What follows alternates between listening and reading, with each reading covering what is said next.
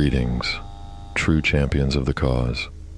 Welcome to Starplanet Beyond the Canon, a showcase of literary fan works from across the multiverse, featuring your favorite intellectual properties. In today's episode, we will be featuring Chapter 1 of the Siberian Experiment, a literary fan work inspired by 20th Century Fox's Alien and Predator franchises. When a meteor hits the Siberian wilderness, military personnel find more than they bargained for. The Siberian Experiment was published on the 26th of December, 2022. Somewhere in the heavens, they are waiting. Now, dear travelers, let's begin. Moscow, early 2021. Yekaterina Mikailoff folded the last of her laundry, smoothing the fabric before tucking it neatly into the dresser. She leaned back, kneeling on the floor, her hands resting in her lap. A sense of satisfaction settled over her, but it was fleeting, overshadowed by a faint annoyance. How was it that her apartment managed to get so cluttered when she hardly spent any time in it? Her gaze drifted to the familiar duffel bag resting by the door, still half-packed from her last deployment. The creased uniform inside nagged at her, begging for attention, but she pushed the thought aside. Not now, she decided, stifling a sigh. She deserved a break, even if it was short-lived. Rising from the floor, Katya made her way into the living room, sinking into the small, worn-out sofa. She reached for the remote, clicking the television on, and tossed a blanket over herself. A dull hum filled the room as the news anchor droned on about the meteor expected to strike somewhere in the Siberian wilderness. Before she could settle, a familiar weight thumped onto her lap. Mishka, her massive, fluffy Maine Coon, had arrived.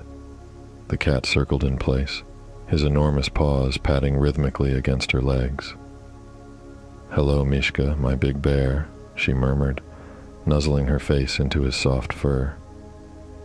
"You're too big for this, you know," she teased, though her hands automatically found his favorite spot behind the ears. The contented rumble of his purrs vibrated through her, and she felt the tension in her shoulders melt. Katya's attention wandered, barely registering the news anymore. Her mind slipped to her book, the one she'd left on the kitchen counter. It would be the perfect escape right now, but Mishka was already curled up, a warm ball of fur anchoring her to the couch. She wasn't about to disturb him. A faint sigh escaped her lips as she nestled deeper into the cushions, letting the soft hum of the TV and Mishka's gentle purring lull her into a light doze. The outside world felt distant, muffled by the layers of contentment and weariness. Her phone's chime shattered the quiet, its piercing sound making Mishka flick his ears in irritation. Groaning softly, Katya shifted, careful not to upset her feline companion, and fished the phone from her pocket. It was a text from Uliana.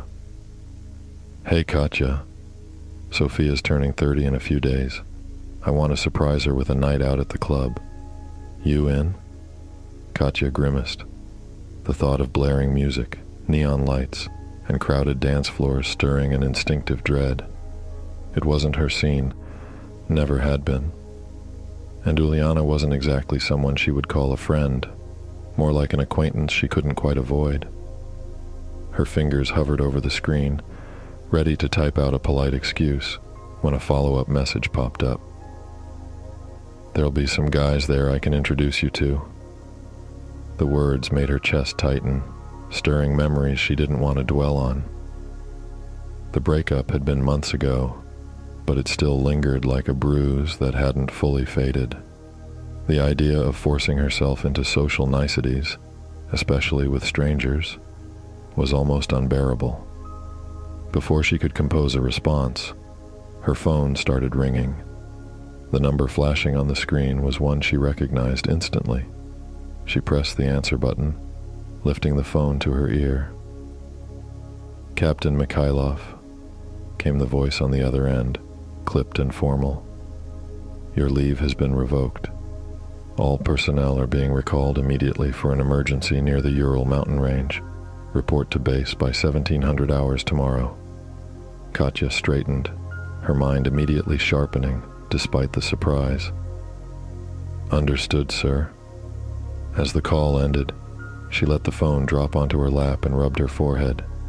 Just a few days into her 2-week leave, and already it was cut short. So much for a break. Glancing down at Mishka, still purring obliviously in her lap, she sighed. Looks like you're off to the neighbors again, buddy. The cat blinked lazily, his yellow eyes half-lidded in contentment. Reluctantly, she lifted him from her lap. He protested with a soft meow, lashing his thick tail in discontent before trotting off to the kitchen, clearly displeased by the disruption. Katya stood, stretching her stiff limbs, and began mentally ticking off the list of things she needed to do before leaving. Mishka would be the first priority, as always. After wrangling her coat and shoes, she cracked open the door just enough to slip through without Mishka trying to make a great escape. The hallway outside was quiet, the low hum of city life barely filtering through the old walls. She knocked softly on the neighboring door, already hearing the telltale sound of small, eager footsteps racing toward it. The door swung open with a creak, and little Rosa Popoff, with her wild curls and wide smile, flung herself into Katya's arms. "Katya!" she squealed, hugging her waist tightly. Katya couldn't help but smile, kneeling down to meet Rosa's gaze. "Hello, Rosa," she greeted warmly. Despite her often reserved nature, there was something disarming about the child's pure, unfiltered enthusiasm. It was rare for Katya to feel so at ease with anyone, but Rosa's innocence cut through the noise of adult life. "Can I show you my new doll? She's named Evgenia, like the ice skater." Rosa beamed, holding up her doll triumphantly. Katya chuckled softly. "In just a minute, okay? I need to talk to your mother first." "Yes," Rosa exclaimed, dashing away as she called for her mother. "Mama, Mama!" Katya waited, listening to the excited little footsteps echo down the hall. Moments later, Inessa appeared in the entryway, her face lighting up with warmth. "Jekaterina, what a nice surprise. How was your leave? Are you finally getting a chance to rest?" Katya smiled, though the question brought a touch of irony. "Well, that's actually what I wanted to talk to you about. I could use a favor," she started, but before she could finish, Inessa waved her into the apartment with a friendly insistence. Wait, Inessa interrupted with a knowing smile. "No favors before tea. Come, sit with me." Reluctantly, but with a small smile, Katya followed her neighbor to the cozy kitchen, where Inessa quickly set about brewing tea. The familiar clinking of cups and the warm scent of steeping leaves filled the air, creating a small bubble of comfort in contrast to the cold reality outside. "I'm sorry it's nothing fancy," Inessa apologized as she placed a modest plate of cookies on the table. "I don't even have any jam today." "It's perfect," Katya reassured her, grateful for the momentary distraction. She passed the sugar, and the two settled into easy conversation, chatting about everyday things as they sipped from their steaming cups. Rosa took the opportunity to proudly display her new doll, her enthusiasm bringing a lightness to the moment. Eventually, their conversation naturally turned back to Katya's purpose. Inessa, casually sipping her tea, asked, "Would you like to go shopping with me next week? I need a dress for our trip to visit my husband's parents." Katya's expression faltered slightly. "Actually, I won't be able to. I've been recalled to duty and have to report by tomorrow." She paused, hesitant to ask the favor. "What I came to ask was if you'd be able to take care of Mishka for a few weeks." I'll bring over everything you'll need. Food, litter, and of course, I'll pay you. Rosa's eyes lit up at the mention of the cat. Mishka, she squealed. Yay, can we, Mama? Inessa nodded, but her gaze lingered on Katya, her expression softening. Of course we can, she said, though her tone carried a weight of sympathy. But Katya, this is so unfair to you. Unfair? Katya echoed, a little puzzled. I'm disappointed, sure, but it's just part of the job. Inessa shook her head, her face filled with concern. Rushing off like this, always. You need time for yourself, time for your family. Have you even seen your parents since you came back? Katya's throat tightened, and she looked away, her voice quieter. I'll see them before I go. I didn't have much time. Inessa sighed, rising from her chair. She crossed the small kitchen and placed a gentle hand on Katya's shoulder, giving it a reassuring squeeze. I'll take care of Mishka, don't worry. But promise me you'll take care of yourself too. Katya offered a weak smile, appreciating the sentiment, even though it felt out of reach. I promise, she said softly, squeezing Inessa's arm in return. Thank you, really. You've always been such a good neighbor. After helping clean up the kitchen, Katya returned to her apartment, the air suddenly feeling heavier with the weight of her impending departure. She needed to pack, to make sure everything was in order before she left. But before she could fully focus on the task, her phone buzzed again. Another message from Uliana. Come on, Katya. Join us at the club. You need more friends than just that cat. Katya sighed, rolling her eyes slightly as she typed out a quick, polite refusal, explaining that duty called and she wouldn't be able to make it. She paused, frowning at the screen. Why did everyone seem so concerned about her personal life? Of course, she knew the answer. It was the breakup, and the distance that had followed, widening the gap between her and those she'd once considered friends. But even before all that, her social life had always been thin, threadbare at best. Shaking off the thoughts, Katya did what she knew best. She focused on the work in front of her, packing, preparing, slipping back into the routine that felt like second nature. Anything to keep her mind off the questions she didn't have time to answer. Okay, and with that, let's take a break. We'll be right back after these messages. You are watching Starplanet, Beyond the Canon.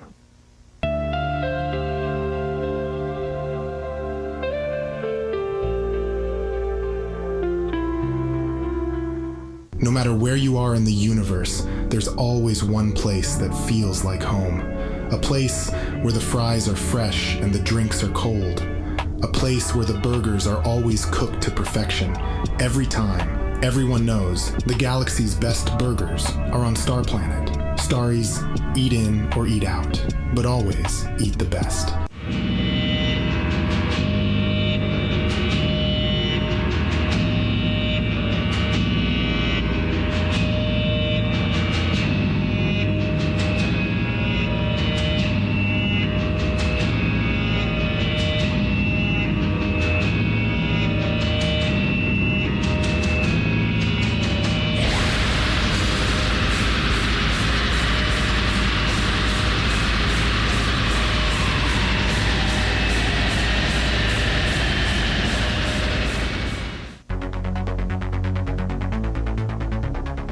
In the boundless reaches of space, darkness reigns.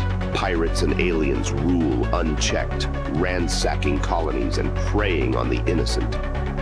The Galactic Federation's power crumbles, leaving entire star systems at the mercy of ruthless outlaws. But amidst this chaos, one vigilante rises to defend the helpless and bring justice to the lawless. They call him Space Ghost.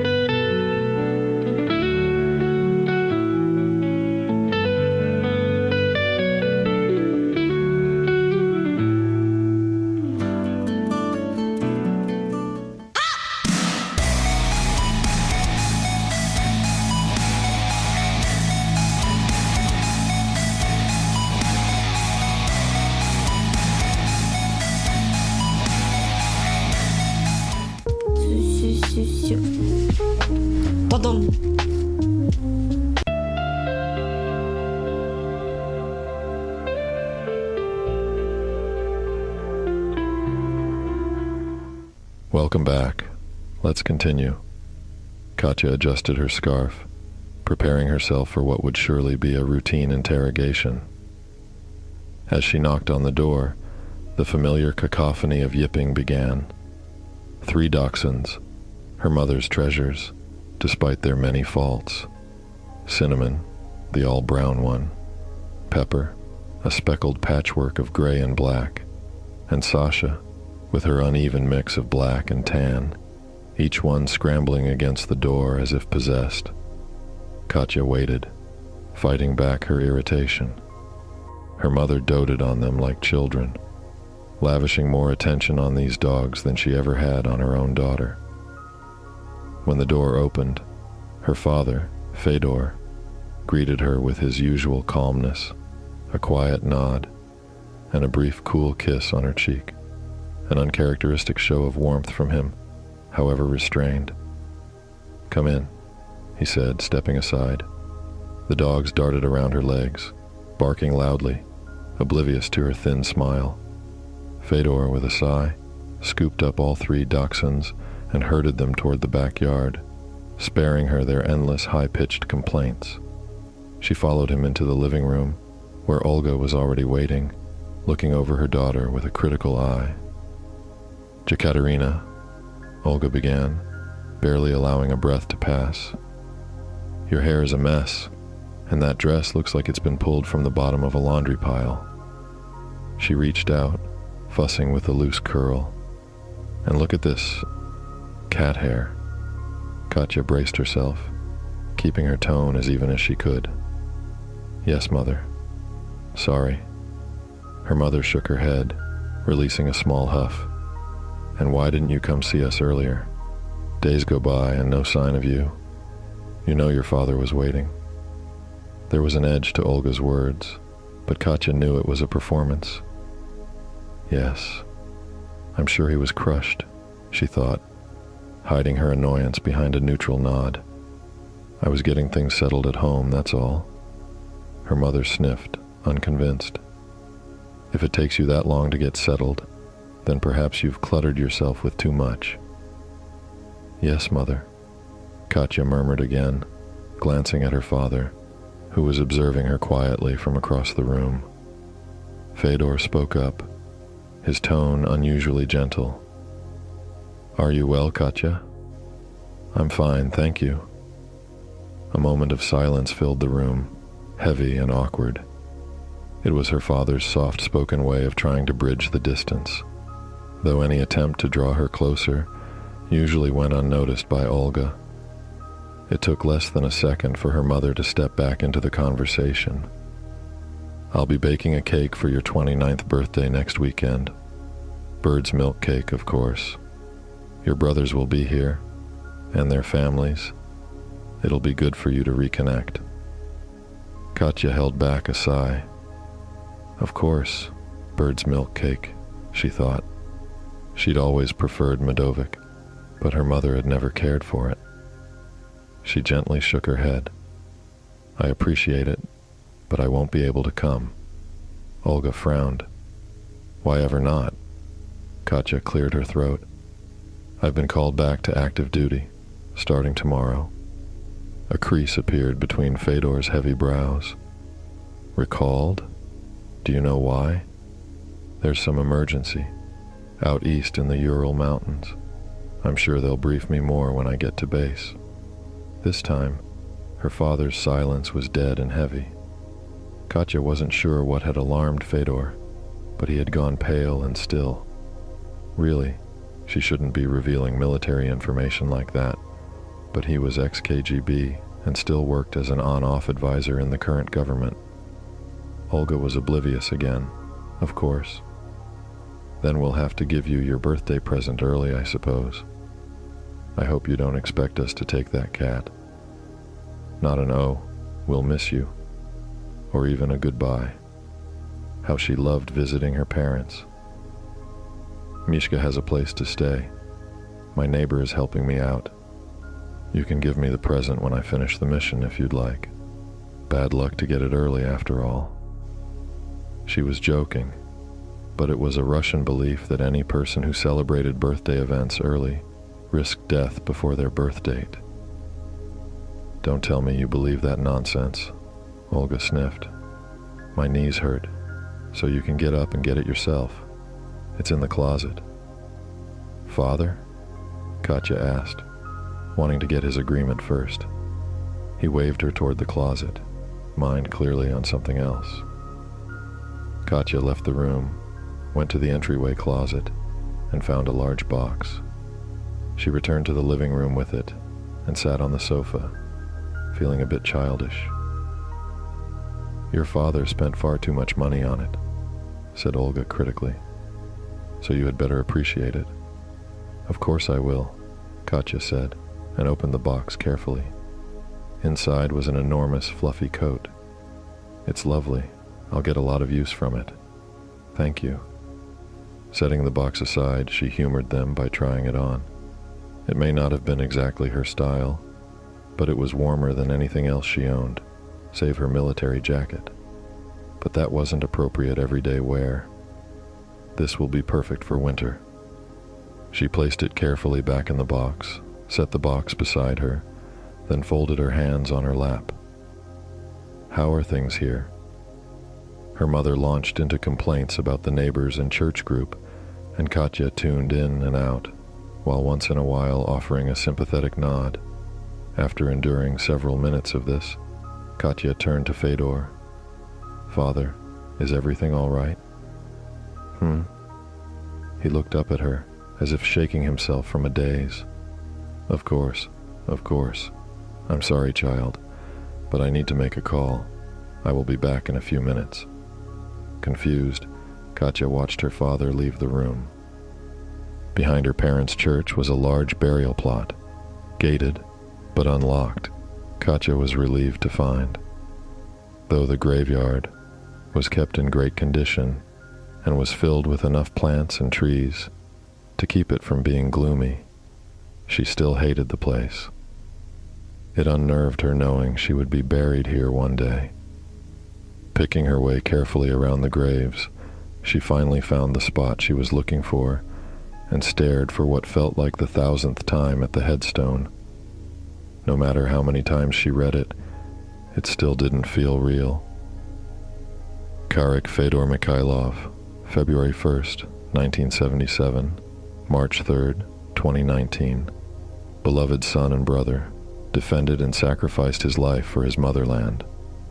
She remembered him as he was before joining the military, a sturdy, confident young man with a grin that could charm anyone, even their stern father. He'd been the only one who'd truly understood her, the only one she'd felt safe talking to when their parents' expectations weighed too heavily. They'd spent countless hours together as kids, bonding over silly games and wild dreams that both had abandoned for service to their country. But he'd been taken far too soon, and his loss left an emptiness she'd never been able to shake. She wasn't sure she ever would. "Hi, Carrick," she murmured, her voice low and thick with emotion. She tucked a stray lock of hair behind her ear, taking a steady breath as she settled into the silence between them. "It's Katya. I know. I just visited, but they're calling me back out. Out east this time. Some kind of emergency. The kind you joke about, you know?" She managed a wry smile, imagining his playful jabs about her endless need to prove herself, her cold weather struggles, or that new jacket her parents had given her. A practical gift, yet somehow awkward in its warmth. In that moment, the weight of her words felt heavy in the winter air. She could almost picture Carrick beside her, teasing her, challenging her. But his voice was gone, leaving only memory in its place. She leaned closer to the stone, brushing her fingers over his name, savoring the feel of the letters. "I'll be thinking of you out there," she whispered. "Always." The wind stirred, biting through her coat and grounding her once again. Katya pushed herself up, dusting off her knees, and took one last look at her brother's grave. The task ahead was waiting, and she had no intention of lingering in the past. United States, Langley, Virginia. Adrien leaned back in his office chair, feeling every creak and shift of his spine as he stretched. The morning light that filtered in through the narrow office window seemed oddly bright, as though it had no business illuminating the dusty stacks of files and folders scattered across his desk. He returned to the computer screen, the dull hum of his ancient desktop filling the silence. The Special Alien Activities Division was barely a speck on the CIA's radar, and the resources reflected that: slow computers, outdated software, and only the most basic access to external databases. Adrien scrolled through case after case, each file a familiar story of strange disappearances and unexplainable deaths. Most of them ended in dead leads and frustration, trailing off into the bizarre like a fevered nightmare that no one could quite wake up from. And the CIA, predictably, had little appetite for unraveling what couldn't be explained away as standard foul play. But there was one folder on his desk that always held his attention, longer than the others. Its edges were worn from handling, the paper inside just as thin and faded as the memories he clung to. Admiral Bradshaw had handed it to him years ago, asking him to investigate, unofficially, the disappearance of a young soldier from his last Marine unit. Adrien had promised, and he kept it close, revisiting it between assignments, holding on to the hope that one day he'd find an answer. "Hey, Pierce, you see this?" Darren slid into the cubicle beside him, holding out his phone. Adrien squinted at the screen, his eyes adjusting to the smaller text. "Meteor shower over Roswell Sparks UFO sightings." "You know, Darren, I don't get out of bed for less than a proper spacecraft sighting," Adrien replied dryly, eyes back on his screen. "Wake me up when they find one parked in the White House lawn." Darren chuckled. "Man, you're no fun. You were more enthusiastic about this stuff when you first got here." Enthusiasm? Or was that shock? Adrien shot back, recalling those first days in SID with a smirk. "Look, Darren, it's one thing to see classified files on high-tech surveillance planes or weaponized drones, but they dropped alien activity on me like it was the week's grocery list. Still can't tell if I'm supposed to laugh or pack my bags to Area 51. Adrien's gaze drifted back to his monitor. Alien or not, he had work to do, work no one else cared to touch. Cases stacked up, the eerie and the unexplained blending into a relentless tide of unfinished stories and unsolved mysteries. His mind kept drifting back to the folder, to the friend he'd lost, and to the promises he'd made, but had yet to fulfill. With a sigh, he clicked on the latest report and got back to work. Adrien felt the familiar weight settle over him, a sort of dread coated in a thin layer of curiosity. Parasites. He could see why the higher-ups were stirred enough to dig out a relic from the Soviet days, someone who supposedly had intel on these things. He shifted in his seat, glancing at the file Bob now had open on his desk. "So, this contact, he's offering us front-row seats to an alien parasite delivery?" Adrien asked, eyebrow raised. "What's he want in return, then? Because no one's giving away this kind of intel for free." Bob leaned back, his chair creaking. "He hasn't specified, but he claims it's in the interest of global security. We'll be vetting him closely. Don't worry. You're skeptical. I get it." "Not skeptical," Adrien said slowly. "Just cautious. Meteor parasites don't exactly grow on trees, and if they did, I'd assume they'd be somewhere other than Siberia." He could already imagine the kind of briefing he'd be in for later. Bob would gather the other agents in SAD for a slideshow, complete with grim photos from the 2004 incident, and probably a few shots of the infamous Tunguska blast zone to remind them that Siberia had always been a land of strange impacts. Bob was still talking. "You'll lead the team, Adrien. Assuming we go forward with this op, that is. If it comes through, we need someone who's been face to face with an extraterrestrial anomaly." Adrien kept his expression neutral, though something stirred in him. "I'll need more than a hazy lead from an old Russian before I haul a team across the tundra." Bob leaned forward, lowering his voice. "He's not just giving us a location. He's providing us with what he calls an alien containment protocol. It's beyond what we've seen. Says they developed it in response to something back in the 80s that never made it past their borders." Adrien nodded slowly, letting the implications sink in. Soviet alien protocols? His mind wandered to the older briefings, the censored reports that stopped mid-page, classified by someone much higher up. How much did they really know? How much was buried or lost? "And if this all checks out," Bob said, closing the file, "you'll get first access. Maybe it'll be nothing, a wild goose chase. But if it isn't, well..." He shrugged, as if the end of that sentence was too strange or horrifying to even consider. Adrien stood, the folder clutched in his hand. "Guess I'll start brushing up on my Russian." In 2004, Weyland-Yutani's CEO bankrolled an ill-fated expedition to Bouvetoya Island, seeking to unlock the island's historical mysteries. The operation ended in tragedy, with the CEO dead alongside most of the crew. The lone survivor emerged with chilling tales of two alien species, their features and behaviors etched in vivid detail in his mind. Just days later, chaos erupted in Gunnison, Colorado, as a sudden outbreak of alien activity swept through the town.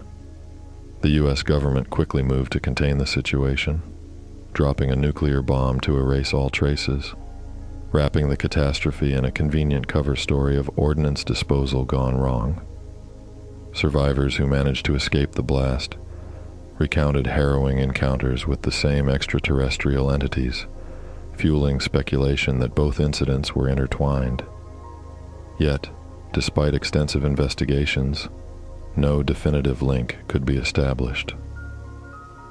Adrien leaned back in his chair, a sense of foreboding settling over him. "And what do we pay for this information?" he asked, aware that nothing in this line of work came without a steep price. Bob Lang's expression remained unreadable. "We're to extract a high-value asset and relocate her to the United States." "Excuse me? Her? You said her?" Adrien interrupted, confusion creeping into his voice. He had assumed their Russian contact was male. "You'll receive all the details before extraction," Bob replied with a dismissive tone. "So, I'm to embark on a little tour of Russia to play chauffeur for some woman before I attempt to capture hostile alien specimens?" "Sounds fantastic," Adrien said, sarcasm dripping from his words. "My contact assured me she'll be very close to the specimens. No unnecessary traveling should be needed," Bob insisted. "I remained skeptical," Adrien shot back, skepticism lacing his tone. It sounded more like a ploy, a Russian trying to secure an easy green card for his girlfriend or wife, luring the agency with empty promises. Bob's patience was waning. "I've been assured her English is quite good. Now, get your gear together. You need to be in Alaska for a submarine trip to a Russian oil rig near the Kamchatka Peninsula. Welcome back to the Army, Adrien." Adrien raised an eyebrow, pondering Bob's choice of words.